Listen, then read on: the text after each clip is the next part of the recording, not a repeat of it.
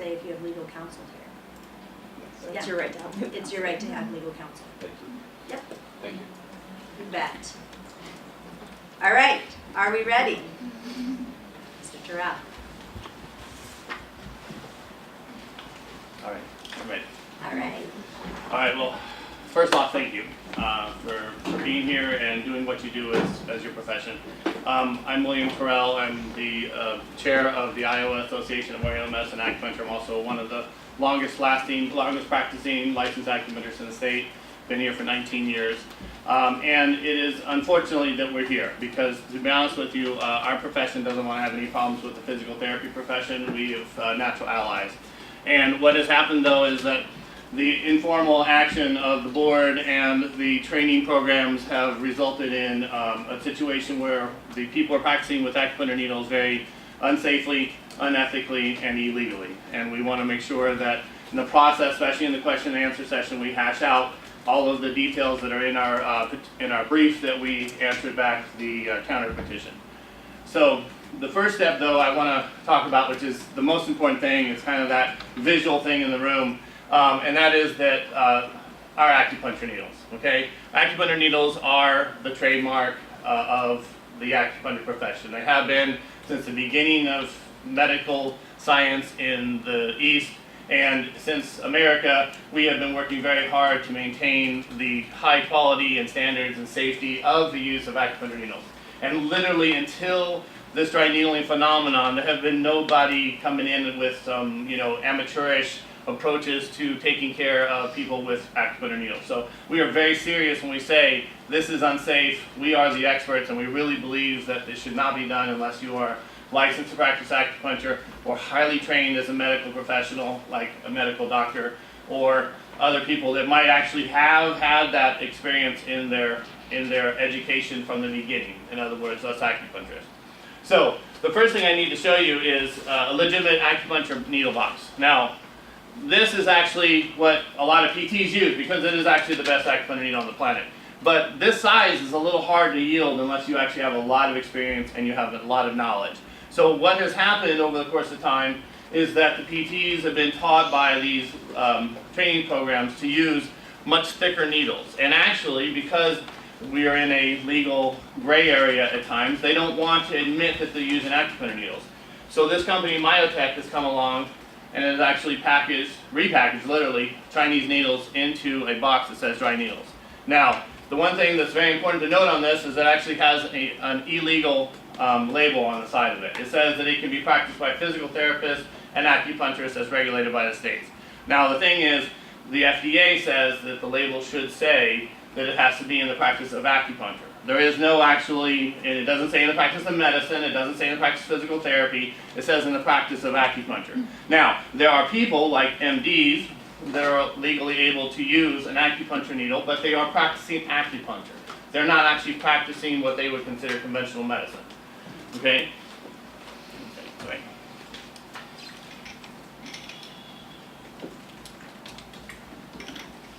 You have to pardon my nerves, this is very important. Now, this is also a dry needling needle, and theoretically it's an acupuncture needle. However, I would have to say that very few people should ever use this needle. And I would say that if I was a patient, I would never let a normal acupuncturist use this needle. This is 5 inches, okay? Can you see it? You can't, because you can't. All right? This is a very dangerous medical device. This should not be put into anybody unless they actually have explicit use of it and they're highly trained, okay? We as acupuncture students would not have been using this needle. We would have used this in our last semester of college or of acupuncture school, or we might actually take some continuing ed courses afterwards once we are actually graduated to use something like this. But this is actually what is allowed. There's no justification for what kind of needle you use when you do dry needling, and this is a dry needling needle. And the other aspect that's interesting is this box is completely illegal. This actually doesn't even have an FDA sticker on it, okay? The other thing is that this has an aftermarket sticker, and it says prescription only, single use only. Wait, this doesn't have an aftermarket sticker, that says it here. Why is this way? Because this company actually advertises these being so thick and so strong that you can actually reuse the needle during an acupuncture treatment. That's right, take it out, resheath it, put it back in the body. Now, we sent you a video at the beginning of all this that actually showed a PT doing that. And the first time I saw that, because I was researching myself, I was shocked. You know, we never do that, okay? So, let's go on to the next. So I just want to reiterate that the FDA has said that acupuncture needles are a medical device class 2, which means restrictions.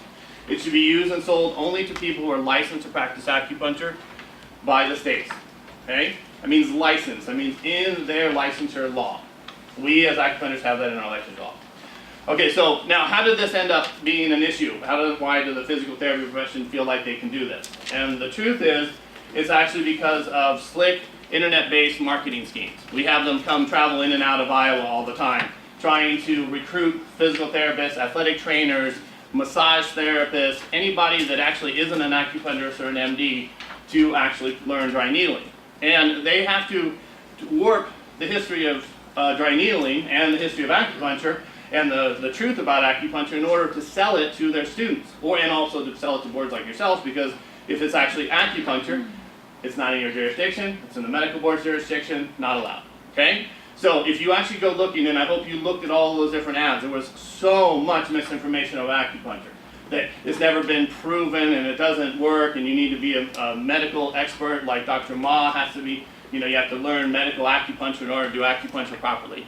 And I just have to note that Dr. Ma himself is so contradictory. He's actually the #1 teacher of PT dry needling. In fact, he works with a lot of PTs to create their own, like Dr. Ma's dry needling and systemic dry needling. So anyway, his textbook says Biomedical Acupuncture Dry Needling Techniques. Okay, right there on that book it says that acupuncture and dry needling are the same thing. He even says it in his introduction to it, that dry needling came from acupuncture, but it's not acupuncture anymore because he's decided that actually it's a biomedical thing and it's not an ancient thing, so therefore it's not acupuncture. Now, the sad fact is that Dr. Ma is not a physician. Okay, he's not a doctor. He's actually a PhD in neuroscience. He also happens to not be a physical therapist. Guess what he is? A licensed acupuncturist. Okay? We don't even really know where his degree came from. We've been searching the internet wide with his bio to figure out where did he learn acupuncture, but we do know he is a multi-generational acupuncturist, so he learned acupuncture probably as a kid from his grandparents. Okay? So, what we would like to say to you is this whole phenomenon, all this PR that's being pushed at the boards and this being pushed at the National PT Board and has been used by the APTA, American PT Association, it's all based on a lie. It's based on this manipulation of the history that says that dry needling all of a sudden just popped out of nowhere, that some physicians, Dr. Terrell, came up with the idea, and then all of a sudden it's not acupuncture. The problem is that Dr. Terrell came up with the idea behind the trigger points, and she figured out that you could inject into the trigger points. And then as it evolved, acupuncturists, people that we actually have sent you a letter, Whitfield Reeves, he is a good example, started using acupuncture needles on trigger points. And then we actually started having it as part of our practice in addition to conventional medicine. And I guarantee you, every single acupuncturist that has ever existed, the first time they hear about trigger points, they say, acupoints. That is exactly what we learned in our first semester of acupuncture about the history of acupuncture. It was the first time we figured out how to use needles, or actually before that was actually just how to do pressure points. It was where it hurts, you push on it, you rub on it, which actually is legal for physical therapists to do. And then we started putting needles in it when we figured out how to use needles. So, last little bit about the poor ethics of the dry needling phenomenon. The APTA has to keep up a ruse that says the dry needling is not acupuncture. Because as soon as they say it's acupuncture, it's illegal for PTs to do it. And I will quote their actual resource paper. Dry needling by a physical therapist may be determined by the state regulatory board to be allowed, provided that the physical therapist is competent to do so and does not profess to be engaging in the practice of another profession. For example, it would be inappropriate and a violation of state law for a physical therapist to refer to the performance of dry needling as acupuncture, as acupuncture describes the scope of services, interventions provided by an acupuncturist. So, I hate to do this, because I actually have a really good relationship with the DMU OMM department. I've actually lectured at DMU, and we have a problem. In the room right here, Mr. Shaman Clinton is actually practicing dry needling illegally. Okay? He's actually practicing acupuncture. And his website, or DMU's website, actually says that.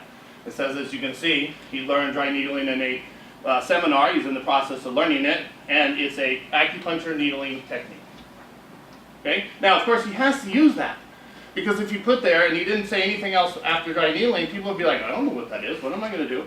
But as soon as you use that word acupuncture, bam, the marketing works. Now people are like, oh good, I can go to Shane and get some acupuncture. Okay? Now they don't know how much training he has, it doesn't say. They don't know whether or not it's legal. They don't know whether or not, what kind of needles he uses. Our licensure law says we have to use single-use, disposable needles. Okay? 10 minutes I've used or 10 minutes left? 10 minutes left. Okay. All right. So very important. They're going to talk to you about how safe this is. And we would agree dry needling is safe. But the question is, by whom is it safe? Okay? They presented a study, the APTA presented a study, 39 Irish physiotherapists who happen to have about 64 hours or more of training, which is about 3 times what's being done in America. Their adverse reaction was 19%. Now when I saw that, because I was reading, I went, oh my God, that's way too high. There's no way. I don't have 19% adverse effects in my practice. I have a very small adverse effects. And then you saw the details of bruising. Now, we went and compared it to the studies, and we introduced these studies to you.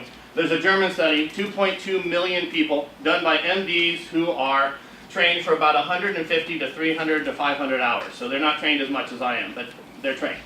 And their adverse event was half that of the PTs, and the bruising and bleeding was half of that of the PTs. The next one's actually kind of interesting because the adverse rate looks like it's a little higher. This is actually some UK acupuncturists like myself. But that 12.5% includes feeling relaxed after a treatment. And that could actually be 10% of that, because to be honest with you, I would say 95% of my patients feel relaxed after they get acupuncture. The bleeding rate is tiny, the bruising rate is tiny, and the pain is much less. Now the last 2 studies are the most important. Japanese and Koreans, obviously where it started, they did meticulous studies. Every single needle was counted, every single event was counted, and these are the numbers they came up with. The bleeding was tiny, the bruising was actually almost insignificant, and the pain, especially in the Korean study, was non-existent. Okay? There's marketing out there by Terry Bradshaw and other people like that that says that dry needling is the most painful thing that's ever worked on me. Okay? I would query you to look at all the acupuncture patients, all the people that have sent in notices, and ask them, is acupuncture the most painful thing that's ever happened to them? Because the truth is, it isn't. We actually are very highly trained. We know how to do this without pain. We know how to do this without adverse events. Okay?